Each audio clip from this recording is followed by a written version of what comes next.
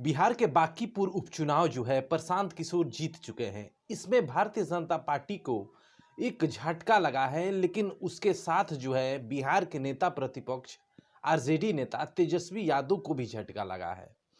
क्योंकि जिस प्रकार से भारतीय जनता पार्टी वहां से हमेशा से जीतती आ रही थी और वहां से बांकीपुर से आरजेडी हार गई और जनसुराज के सूत्रधार प्रशांत किशोर जीत गए। कहीं ना कहीं इन चीजों से भारतीय जनता पार्टी को यह लग रहा है कि अब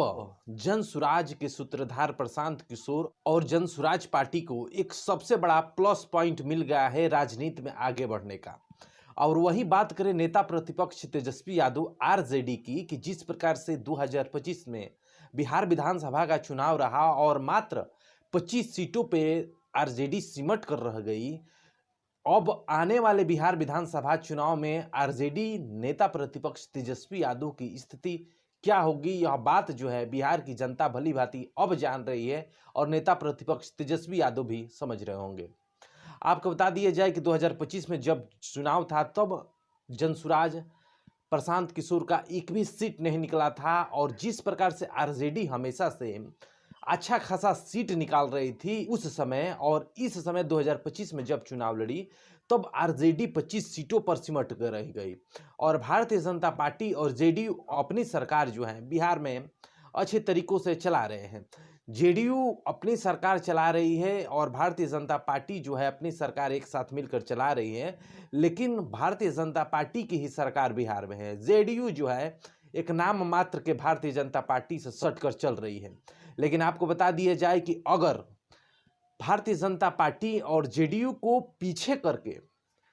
आरजेडी को जाना होगा तो वह सीधा जो है प्रशांत किशोर से हाथ मिला ले, नहीं तो आने वाले बिहार विधानसभा चुनाव में आरजेडी जिस प्रकार से 25 सीटों पर सिमट के रह गई है, कहीं ना कहीं आने वाले बिहार विधानसभा चुनाव में आरजेडी तेजस्वी जो है कहीं ना कहीं 20 या 15 सीटों पे सिमट कर रह जाएगी। क्योंकि जिस प्रकार से बांकीपुर उपचुनाव में जनसुराज के सूत्रधार प्रशांत किशोर की जिस प्रकार से जीत मिली, आने वाले बिहार विधानसभा चुनाव में इन्हीं चीजों को लेकर कहीं ना कहीं जनसुराज के सूत्रधार प्रशांत किशोर का सबसे बड़ा प्लस पॉइंट बनेगा और बिहार की जनता, बांकीपुर की जनता जिस प्रकार से एक नया विपक्षी नेता चुन ली है, उसी प्रकार से जनसुराज जो पार्टी है आने वाले बिहार विधानसभा चुनाव में आरजेडी को ना चुनकर कहीं ना कहीं जनसुराज को चुनकर वह अपना नेता प्रतिपक्ष बना सकती है। क्योंकि जिस प्रकार से बांकीपुर चुनाव को लेकर प्रशांत किशोर बिहार विधानसभा में पहुंचेंगे, वहां पर एक नेता प्रतिपक्ष जो अलग चुन लिया है बिहार की जनता, बांकीपुर की जनता ने, उसी प्रकार से आने वाले बिहार विधानसभा चुनाव में जनसुराज अपना चुनाव लड़ेगी और जनसुराज का जो है वह अच्छा खासा अगर सीट निकल गया तो वहां माइनस कोई अगर होगा तो वह सीधा सीधा आरजेडी होगी माइनस, और कोई पार्टी माइनस नहीं होगी। और इसी प्रकार से धीरे धीरे आरजेडी का जो है स्थिति खराब हो जाएगा। अगर वही आरजेडी नेता प्रतिपक्ष तेजस्वी यादव अगर जनसुराज के सूत्रधार प्रशांत किशोर से हाथ मिला लेते हैं, जिस प्रकार से जेजेडी पार्टी तेज प्रताप यादव प्रशांत किशोर से हाथ मिला चुके हैं और बांकीपुर उपचुनाव में अच्छा खासा जो है साथ दिए थे प्रशांत किशोर का, उसी प्रकार से अगर तेज प्रताप यादव, तेजस्वी यादव और जो है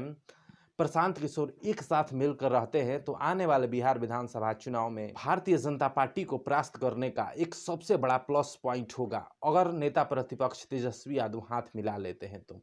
लेकिन इन सभी चीज़ों के बीच जो है ना नेता प्रतिपक्ष तेजस्वी यादव की तरफ से कोई बयान आया है, ना ही तेज प्रताप यादव की तरफ से कोई बयान आया है और ना ही जनसुराज के सूत्रधार प्रशांत किशोर की तरफ से ऐसा कोई बयान नहीं आया है। लेकिन जब मीडिया उनसे बात की कि आप चुनाव जीत चुके हैं, क्या आप कांग्रेस में जाएंगे, तो प्रशांत किशोर का बयान क्या आता है, सुनिए। कांग्रेस के कई वरिष्ठ नेताओं ने भी कहा था कि प्रशांत किशोर को सपोर्ट किया जाए ज्वाइंट कैंडिडेट के रूप में, तो क्या आने वाले समय में कांग्रेस के साथ? देखिए, ऐसा है, जनसुराज चुनाव लड़ा है